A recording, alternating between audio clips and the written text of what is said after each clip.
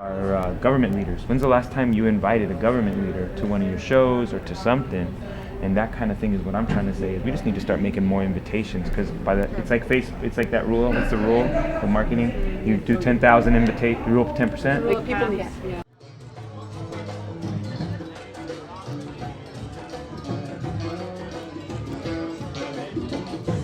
We're following the women in their display of obedience, marking it with shrieks and yelps, chanting and calling for something in their footsteps, hips crying for touch. I would be so caught up in watching the dance that I would be even more offbeat than usual, my part of the drums tripping over my ivory.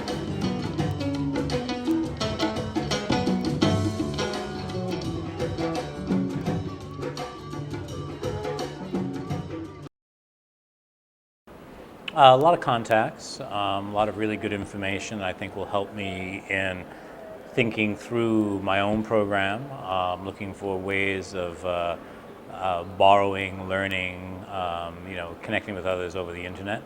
And the other aspects, I think, are some of the challenges that people have faced here and how they've addressed them and dealing with. I was really interested this morning in the one of the people who spoke about the change in leadership with Taac, opening up to the younger voices and the generational change and what that means. So I think that's something that's important to where I am working as well. I guess my question is more geared towards the generational collaboration. So with each of your organizations, do you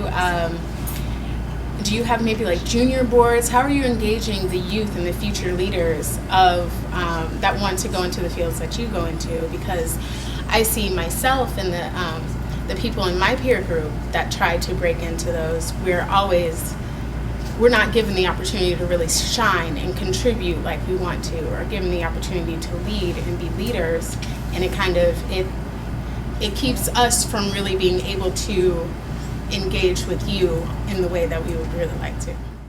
I've gained a lot of insight into the challenges that some of the organizations that are attending here feel that they face, and particularly because we fund a lot of teen programs like yours, it gives me a sense of kind of the history from those who've been here in this profession for 30 years and those who are brand new, and it helps me figure out how your generation is going to take it to the next level. I feel that teaching artistry and art making and creativity is inherent to community building and community organizing and undoing racism and undoing oppression. And so a conversation entitled Art and Civic Engagement seems really appropriate to me, and I'd love to hear how that resonates in each one of us in our own capacities, in our own lives as artists and arts administrators and youth development workers and youth allies in the variety of communities that we work with and intersect with. Artists are the voices of our community, and so artists provide a voice, and Taac is part of that. It provides a voice for our community. So I think Taac speaking out is critical. So as a voice. And that was one of the primary reasons why I got involved with Taac, was the arts and the artists, and to learn about the wonderful artistic opportunities we have in America. The need to gather as a community, and often as a world community. I believe great stories and great art help us to better understand our relationship to each other. The world that I envision is a place where we better understand each other. I believe great stories and great art will help us along that path.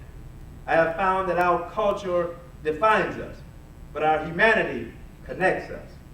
Cultural democracy in the times we live in can be found in the experiences we have to freely enjoy the art and traditions of others.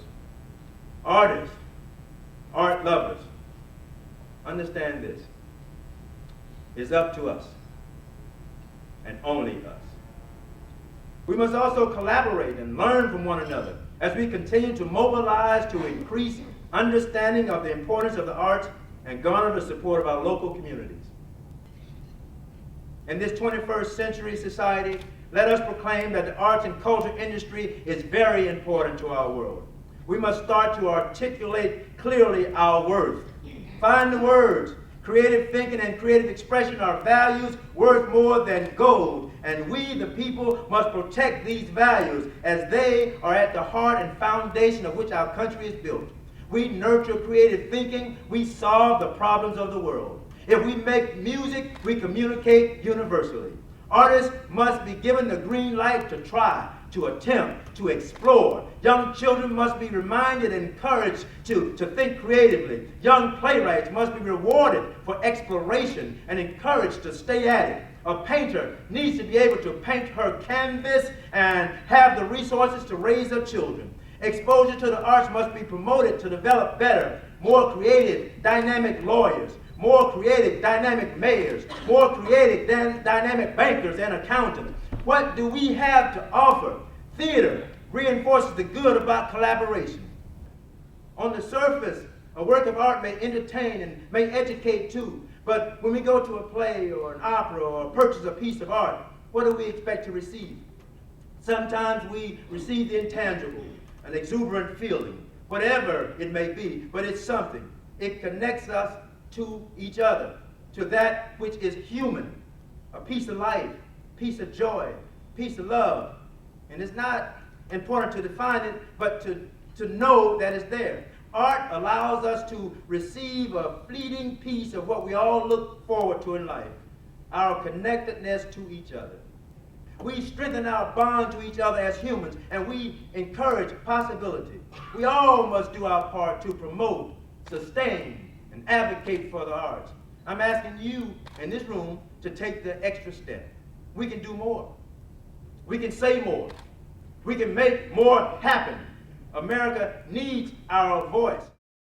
People realizing that and knowing that there's a place that we can come together, we can convene, we can coalesce, and people have experiences like mine, and people understand me for who I am, and you know, and that, I mean, I don't know if you can quantify that. But being here at this gathering and listening to people talk about sort of the summary statements of their experience here sort of revives that sort of spirit that we all have, and it's always touched when we go to important gatherings and where we share our dreams and our ideas and our anger and our passion, and you walk away lifted by all of that. I think the conference is a platform to launch further discussions. I think after this conference is over, many of us will go back to our communities and continue those conversations and continue those round tables about what we can do to be better, how we can sort of synergize our efforts to create a healthier, more diverse, more wonderful country.